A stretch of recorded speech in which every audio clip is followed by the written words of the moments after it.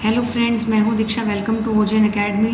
तो आज हम स्टार्ट करेंगे चैप्टर नंबर 5। इससे पहले हम 4 चैप्टर्स कंप्लीट कर चुके हैं, आप पुरानी वीडियोस में देख सकते हैं। तो चैप्टर 5 का नाम है Brunner's theory of cognitive development. अब देखिए, जो ब्रूनर की थ्योरी है इसे हम डिस्कवरी लर्निंग थ्योरी भी बोलते हैं और इन्वेस्टिगेशन थ्योरी भी बोलते हैं। ठीक है, अब देखिए ब्रूनर के अकॉर्डिंग क्या होता है कि सीखना एक ऐसी प्रक्रिया होती है जिसमें शिक्षार्थी जो है अपने पुराने ज्ञान के आधार पर नए ज्ञान का जो है निर्माण करता है। ठीक है, तो framework of Bruner is that learning is an active process.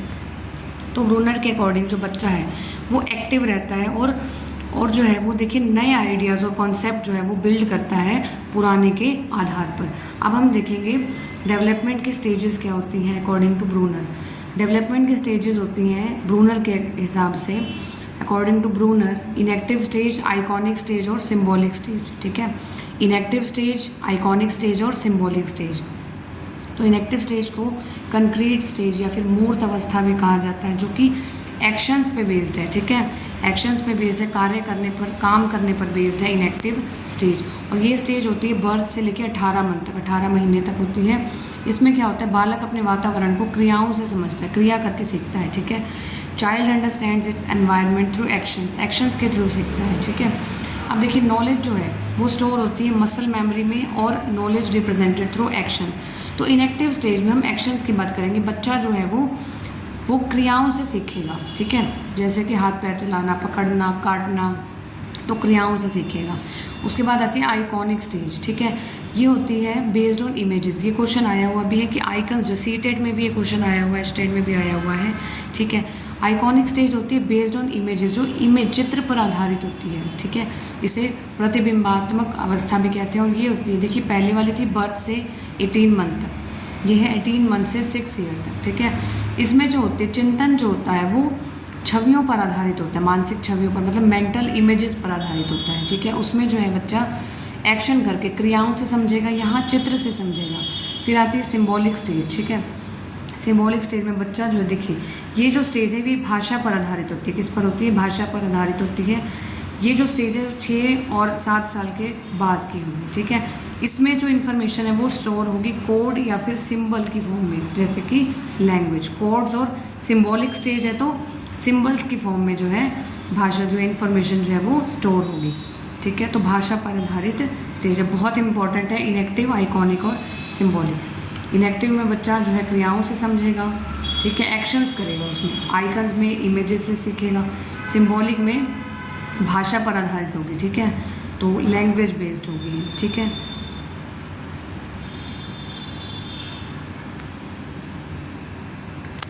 तो ये जो आप स्क्रीनशॉट ले सकते हैं चैप्टर नंबर 5 का। आप स्टार्ट करते हैं चैप्टर नंबर 6, जिसका नाम है कोहलबर्ग्स थ्योरी ऑफ मॉरल डेवलपमेंट। देखिए हम जो है पूरी CDP की रिवीजन करेंगे। ठीक है, ताकि देखिए सब कुछ आपका आएगा इसमें, ऐसा नहीं कि कुछ भी आपका छोड़ा जा रहा है। ठीक है, और आपका एक भी क्वेश्चन नहीं रहेगा। तो ये जो नोट्स हैं, देखिए ऐसे क्या हो जाएगा, जल्दी रिवीजन हो जाएगी आपकी और आपका एक भी क्वेश्चन नहीं रहेगा। ठीक है, तो चैप्टर नंबर 6 है कोहलबर्ग्स थ्योरी ऑफ मॉरल डेवलपमेंट। ठीक है, तो अब हम करेंगे कोहलबर्ग की थ्योरी मॉरल डेवलपमेंट की। ठीक है, अब देखिए इसके जो एक फेमस स्टोरी थी, जो कि जिसका नाम था हिंज डायलेमा, हिंज दुविधा जिसका नाम था, कोहलबर्ग की जो है फेमस स्टोरी थी। अब देखिए दोनों, पियाजे और कोहलबर्ग, दोनों ने ही मॉरल डेवलपमेंट का जो है कॉन्सेप्ट दिया। अब देखिए जो मॉरल डेवलपमेंट है, जो नैतिक विकास है, हम क्या कर रहे हैं, नैतिक विकास कर रहे हैं। तो नैतिक विकास उस प्रक्रिया को संदर्भित करता है जहाँ लोग सही और गलत, उचित और अनुचित के बारे में प्रगतिशील समझ बनाते हैं। ठीक है, तो नैतिक विकास में क्या होगा, लोगों को सही गलत की नॉलेज आएगी, उचित अनुचित का पता चलेगा, किसमें, मॉरल डेवलपमेंट में। ठीक है, मॉरल डेवलपमेंट में क्या होगा, उचित अनुचित का पता लगेगा। अब देखिए एस्पेक्ट्स क्या है मॉरल डेवलपमेंट के लिए। पहला है मॉरल रियलिज्म, यानी कि नैतिक यथार्थवाद। ठीक है, देखिए यथार्थवाद का मतलब होता है रियलिज्म, जो चीज़ है वो है, मतलब रूल्स जो है फिक्स हैं। बच्चों को ये लगता है इस स्टेज में कि रूल्स तो फिक्स हैं, इन्हें चेंज नहीं कर सकते, अगर नियम तोड़ दिए तो सज़ा मिलेगी। दूसरा है मॉरल कोऑपरेशन, कोऑपरेट करके बच्चों को अब ये पता चल जाता है कि अगर कोऑपरेट करें हम समाज से, ठीक है, तो हम नियम तोड़ सकते हैं जहाँ ज़रूरी है। जैसे एम्बुलेंस है, ठीक है, तो अगर एम्बुलेंस में क्या है, पेशेंट है, तो लोगों को पता है कि अगर एम्बुलेंस क्रॉस भी कर जाएगी तो उसमें कोई दिक्कत नहीं, अगर एम्बुलेंस नियम तोड़ भी देगी तो भी कोई दिक्कत नहीं है, ठीक है। तो कोऑपरेट करके जो है नियमों को तोड़ा भी जा सकता है, ये पता लग जाएगा बच्चों को। फिर है मोरल डिलेमा, ये नैतिक दुविधा। इसमें बच्चा जो है कन्फ्यूज़न में है कि क्या सही है और क्या गलत है, ये वो स्टेज है। तो मोरल डेवलपमेंट के जो एस्पेक्ट्स हैं, नैतिक यथार्थवाद, जिसमें बच्चे को ये लगता है कि रूल्स जो हैं वो फिक्स हैं, वो चेंज नहीं हो सकते, अगर उन्होंने नियम तोड़े तो सज़ा मिलेगी उन्हें। कॉपरेशन मतलब कॉपरेट करके वो नियम तोड़ सकते हैं अगर वो समाज के हक में है, ठीक है, इरादा सही है तो। मोरल डायलेमा, नैतिक दुविधा, मतलब सही और गलत के बीच में बच्चे का भ्रम है। उसके बाद देखेंगे levels of Kohlberg moral development. मैंने इस तरीके से रखे हैं कि आपका जो है एक के साथ आपको जो आप कंपेयर भी कर सकें और आपको समझ भी आ जाए। अब देखिए कोहलबर्ग मॉरल डेवलपमेंट थ्योरी के जो लेवल्स करेंगे, 3 लेवल्स होते हैं और हर एक लेवल की 2 स्टेज होती है, तो 6 स्टेजेस होंगी, ठीक है। तो बहुत इंपॉर्टेंट है ये, ठीक है। तो सबसे पहले है प्री कन्वेंशनल लेवल, 4 से 10 साल का है, और कन्वेंशनल लेवल 10 से 13 साल का है। पोस्ट कन्वेंशन जो है यंग अडल्टहुड, युवा प्रौढ़ावस्था तक है, ठीक है। अब देखिए ये जो एज है वो ऑप्शंस के हिसाब से थोड़ी सी मैनिपुलेटिव भी हो सकती है। जैसे कन्वेंशनल की कई बार 7 से 11 आ जाएगा, ये 4 से 7 आ जाएगा, ठीक है। ये जो है 4 to 7 भी बोल देता है ऑप्शन में कई बार, ये 7 से 11 साल के भी बोल देगा कई बार, ये 4 से 7 साल हो गया, ठीक है। और ये जो है 11 अबव हो जाएगा, 11 अबव हो जाएगा, ठीक है। अब जो प्री कन्वेंशनल लेवल है, ठीक है, इसके कितने स्टेजेस हैं? 2 स्टेजेस हैं, पनिशमेंट एंड ओबीडियंस और instrumental relativist orientation. Punishment and obedience में देखो क्या होता है, इसमें बच्चे को क्या लगता है कि रूल्स फिक्स हैं, अगर उसने रूल तोड़े, नियम तोड़े तो उसे सज़ा मिलेगी। तो मोरालिटी जो है, नैतिकता है, वो बाहरी है, ठीक है। नैतिकता क्या है? बाहरी है, मतलब इसमें बच्चे को लग रहा है कि अगर उसने नियम तोड़े तो उसे सज़ा मिलेगी। दूसरा है इंस्ट्रूमेंटल रिलेटिविस्ट ओरिएंटेशन, मतलब साधन सापेक्ष उन्मुखता, साधन सापेक्ष उन्मुखता। इसमें क्या होता है, बच्चा जो है अपने स्वार्थ के लिए कार्य करता है। बच्चा वो काम करेगा जिसमें उसका लाभ हो, कोई व्यक्तिगत लाभ हो, पर्सनल बेनिफिट हो, ठीक है। तो स्वार्थ के लिए कार्य करेगा। साधन सापेक्ष आप याद रखेंगे, बच्चा जो है वो स्वार्थ के लिए कार्य करेगा, पर्सनल बेनिफिट के लिए कार्य करेगा। बच्चा वही काम करेगा जिसमें उसका लाभ हो। उसके बाद आता है कन्वेंशनल लेवल। कन्वेंशनल लेवल 7 से 11 साल भी हो सकता है, 10 से 13 में, वो आप अकॉर्डिंग टू ऑप्शन चूज़ करेंगे, ठीक है। अब कन्वेंशनल लेवल जो है 2 स्टेजेस हैं इसकी, गुड बॉय गुड गर्ल वाली, एक सोशल ऑर्डर मेंटेनिंग ओरिएंटेशन है। अब देखिए गुड बॉय गुड गर्ल में क्या होता है, बच्चा जो है वो प्रेज़ के लिए और अप्रूवल के लिए जो है वो काम करेगा, वो अच्छा बच्चा बनने की कोशिश करेगा, अच्छा बच्चा या अच्छी बच्ची बनने की कोशिश करेगा बच्चा। दूसरा नेक्स्ट स्टेज है सोशल ऑर्डर मेंटेनिंग ओरिएंटेशन।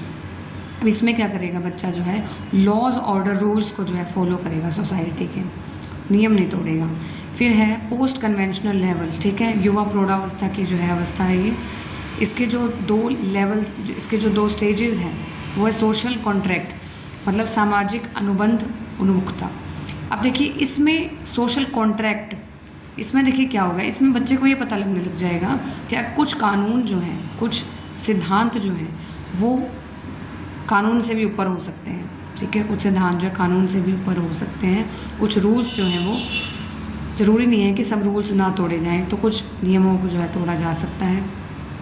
फिर है next stage universal ethical principle, सार्वभौमिकता नैतिक उन्मुखता सिद्धांत, ठीक है। इसे नैतिकता की उच्चतम अवस्था में चला गया बच्चा। ये तो सबसे उच्चतम अवस्था है, ये पूछ भी लेता है क्वेश्चन कई बार कि कोहलबर्ग की जो सबसे उच्चतम अवस्था कौन सी है, यूनिवर्सल एथिकल प्रिंसिपल, और कौन से लेवल में आती है, पोस्ट कन्वेंशनल लेवल। तो देखिए अब स्टेज 1 है पनिशमेंट एंड ओबीडियंस, इसमें बच्चे को लगता है कि अगर उसने नियम तोड़े तो उसे दंड मिलेगा। दूसरी है इंस्ट्रूमेंटल रिलेटिविस्ट, साधन सापेक्ष, मतलब बच्चा पर्सनल बेनिफिट के लिए काम करेगा। गुड बॉय गुड गर्ल, मतलब बच्चा अच्छा बनने की कोशिश करेगा, अच्छा बच्चा बनने की कोशिश करेगा। सोशल ऑर्डर मेंटेनिंग, रूल्स को नहीं तोड़ेगा। सोशल कॉन्ट्रैक्ट, यहाँ इसे ये पता लग जाएगा बच्चे को कि कुछ सिद्धांत कानून से भी ऊपर हो सकते हैं। फिर यूनिवर्सल एथिकल प्रिंसिपल, मतलब इसे नैतिकता की उच्चतम अवस्था भी कहते हैं। अब उच्चतम अवस्था में पहुँच गया बच्चा, ठीक है। चैप्टर नंबर 7 देखेंगे, Piaget's theory of moral development, ठीक है। पियाजे की थ्योरी देखेंगे, मॉरल डेवलपमेंट। ये देखिए बहुत छोटा सा टॉपिक है, सिर्फ इसमें हमने हेटेरोनॉमस मोरालिटी और ऑटोनॉमस मोरालिटी इतना ही समझना है।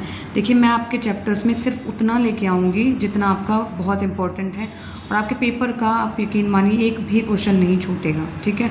मैं बिल्कुल निचोड़ करवा रही हूँ आपको, जितना इंपॉर्टेंट है वो सब करवा रही हूँ आपको। बस ये जो वीडियोज़ है आप ये कंप्लीट देखिएगा, ठीक है।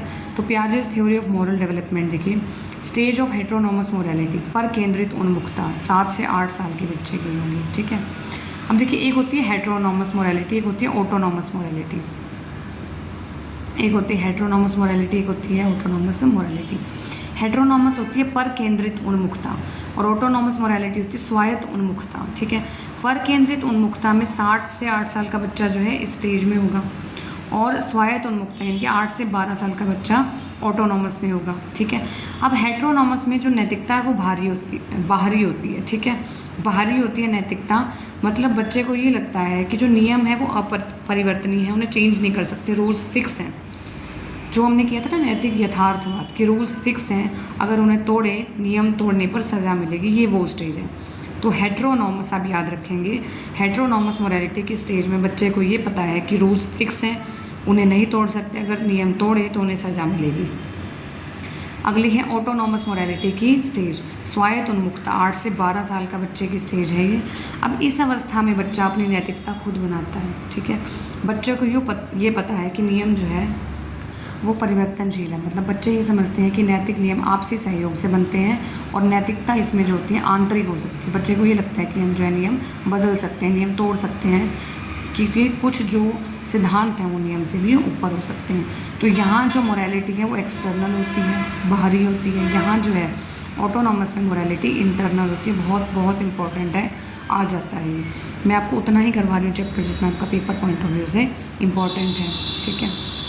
इसके बाद आता है हमारा चैप्टर नंबर 8, जिसका नाम है Vygotsky social and cultural development theory. अब वाइगॉत्स्की की सोशल और कल्चरल डेवलपमेंट थ्योरी हम करेंगे। तो देखिए वाइगॉत्स्की के अकॉर्डिंग बच्चा जो है वो एक्टिव क्रिएटर है, वो एनवायरनमेंट के साथ इंटरेक्ट करके सीखता है, यानी कि अधिगम का जो आधार है वो अन्य लोगों के साथ अंतःक्रिया कर रहा है, ठीक है। मतलब बच्चा जो है एनवायरनमेंट के साथ सीखता है, ठीक है। अब जो 3 इम्पॉर्टेंट एस्पेक्ट हैं, मतलब महत्वपूर्ण पहलू हैं वाइगॉत्स्की के अकॉर्डिंग, वो हैं अटेंशन, सेंसेशन, परसेप्शन और मेमोरी। अटेंशन मतलब अवधान, सेंसेशन मतलब संवेदना, परसेप्शन मतलब प्रत्यक्षीकरण, ठीक है, और मेमोरी मतलब स्मृति। देखिए वाइगॉत्स्की ने देखिए 3 इंपॉर्टेंट जो एस्पेक्ट्स हैं, पहलू तो है लैंग्वेज, कल्चरल और सोशल इंटरेक्शन, ठीक है। कि बच्चा जो है देखिए पहलू जो रहेंगे बच्चे के सोशल और कल्चरल डेवलपमेंट में कौन सबसे ज़्यादा काम करेगा, भाषा करेगी, ठीक है, कल्चर करेगा, और सोशल इंटरेक्ट होकर बच्चा जो है उसका सोशल डेवलपमेंट होगा और कल्चरल डेवलपमेंट होगा। अब वाइगॉत्स्की ने जो है ये दावा किया कि जो शिशु है वो बौद्धिक विकास की मूल क्षमता के साथ पैदा होते हैं, मतलब पहले से ही बच्चे में क्षमता होती है कि वो जो है उसमें जो बौद्धिक विकास है उसमें डेवलप होता है, ठीक है। तो बच्चा जो है, उसने ये कहा वाइगॉत्स्की ने कि बच्चा जो है एलिमेंट्री मेंटल फंक्शंस के साथ ही जो है पैदा हुआ है, और एलिमेंट्री मेंटल फंक्शंस में क्या क्या आता है, अटेंशन, सेंसेशन, परसेप्शन और मेमोरी। मतलब अटेंशन मतलब अवधान, सेंसेशन मतलब संवेदना, परसेप्शन मतलब प्रत्यक्षीकरण, मेमोरी मतलब स्मृति। इनके साथ ही बच्चा जो है वो पैदा होता है, ये वाइगॉत्स्की ने दावा किया, ठीक है। वाइगॉत्स्की ने ये कहा कि जो बच्चा है वो बौद्धिक विकास की मूल क्षमता के साथ पैदा होता है, ठीक है, जिसे क्या कहा जाता है एलिमेंट्री मेंटल फंक्शंस, और उनमें आते हैं अटेंशन, सेंसेशन, परसेप्शन और मेमोरी। उसके बाद देखिए हम कुछ टर्म्स की बात करेंगे, ठीक है। हम कुछ टर्म्स की बात करेंगे जो बहुत इंपॉर्टेंट है पेपर पॉइंट ऑफ व्यू से। यहाँ से जो है क्वेश्चन आपका ज़रूर आता है, 100% आता है। स्कैप फोल्डिंग, सबसे पहले हम बात करेंगे मचान की, ठीक है। बालक को शुरुआत में, इसमें क्या होता है देखिए, शुरुआत में जो है कुछ समय के लिए सहायता दी जाती है, फिर उस सहायता को हटा लिया जाता है। ये एक प्रकार की सीढ़ी नुमा सहायता आ जाए तो स्कैप फोल्डिंग होती है, स्कैप फोल्डिंग, ठीक है। ये एक प्रकार की लैडर हेल्प यानी कि सीढ़ी नुमा सहायता है। फिर आता है ZPD यानी कि जोन ऑफ प्रॉक्सिमल डेवलपमेंट, ये होता है समीपस्थ संभावित विकास का क्षेत्र। अब देखिए इसमें क्या होता है, ये इस अंतर को संदर्भित करता है कि एक शिक्षार्थी देखिए बिना सहायता के बच्चा क्या कर सकता है और शिक्षक के मार्गदर्शन से क्या हासिल कर सकता है, उसके बीच का अंतर है ZPD यानी कि जोन ऑफ प्रॉक्सिमल डेवलपमेंट, ठीक है। स्कैफोल्डिंग में तो क्या करते हैं, बच्चे को कुछ शुरुआत में सहायता दी, जहाँ जहाँ बच्चे को सहायता चाहिए वहाँ दे के हटा लेते हैं। लेकिन ZPD क्या है, जोन ऑफ प्रॉक्सिमल डेवलपमेंट, कि जब तक बच्चा वो हासिल ना कर ले, शिक्षार्थी जो है उसका मार्गदर्शन करेगा। मतलब अंतर है, शिक्षार्थी बिना सहायता के क्या कर सकता है और मार्गदर्शन से क्या हासिल कर सकता है, उसके बीच का डिफरेंस जो है वो ZPD है। नेक्स्ट टर्म है MKO, यानी कि मोर नॉलेजेबल अदर। अब देखिए इसमें क्या होता है, it refers to anyone who has better understanding than the learner. अब देखिए इसमें क्या करेगा, बच्चा उससे सीखेगा जिसको उससे ज़्यादा आता है, जिसको ज़्यादा उससे बेटर अंडरस्टैंडिंग है तो बच्चा जो है उससे सीखेगा। ठीक है, नेक्स्ट है लास्ट टर्म है इस चैप्टर की, रेसिप्रोकल टीचिंग। ठीक है, रेसिप्रोकल टीचिंग यानी कि पारस्परिक शिक्षण। अब देखिए इसमें छात्रों और शिक्षकों को किसी दिए गए पठन के बारे में चर्चा का नेतृत्व करने की अनुमति देकर शिक्षक की भूमिका साझा करने के लिए कहा जाता है। इसमें देखिए क्या करेगा, इसमें क्या कहेंगे, बच्चे को ही टीचर बना देंगे कि तुम जो है टीचर बन के पढ़ाओ, तो इससे बच्चा सीख सकता है।